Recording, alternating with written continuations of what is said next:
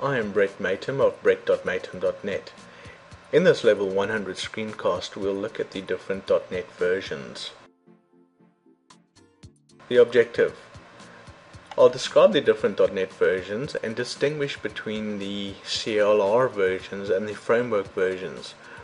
We'll also look at the .NET frameworks installed on operating systems by default, and then we'll look at obtaining the .NET frameworks to deploy to other machines. In 2002, Microsoft released the first version of .NET. This version of .NET was very well perceived by the community. The .NET framework was then also released with the first version of the Common Language Runtime. The development environment was Visual Studio .NET. The following year, the .NET 1.1 framework was released, with significant changes around ADO.NET. The CLR was also upgraded with quite a few changes within the Common Language Runtime. Visual Studio 2003 was introduced.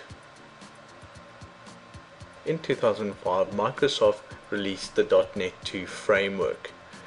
The .NET 2 framework also shipped a new Common Language Runtime with significant changes. From a developer point of view, Visual Studio 2005 was released. In 2006, Microsoft then shipped out the .NET 3.0 framework. The .NET 3.0 framework included new technologies of the Windows Presentation Foundation, Windows Workflow, and the Windows Communication Foundation. The CLR was not changed. This was more of an extension to the existing .NET 2.0 framework. Please note that .NET 2 and .NET 3 use the same version 2 Common Language Runtime. In 2007, Microsoft then released the .NET 3.5 framework.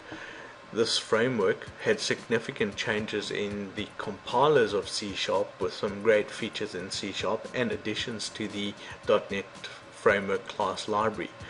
But again, it's used the same version 2 Common Language Runtime. Thus, if you had created a .NET 3.5 application, you would have used the class libraries from the .NET 2, 3 and 3.5 frameworks. In 2010, Microsoft released .NET 4.0. This framework had some significant changes in the Common Language Runtime, and the version 4 Common Language Runtime was released. Visual Studio 2010 was also released. At the time of doing this screencast, Microsoft has released a technical preview of the .NET 4.5 framework and the new Common Language Runtime 4.5. It is anticipated that it could be released sometime in 2012. Microsoft has not yet announced a release date. .NET is defaultly installed with operating systems.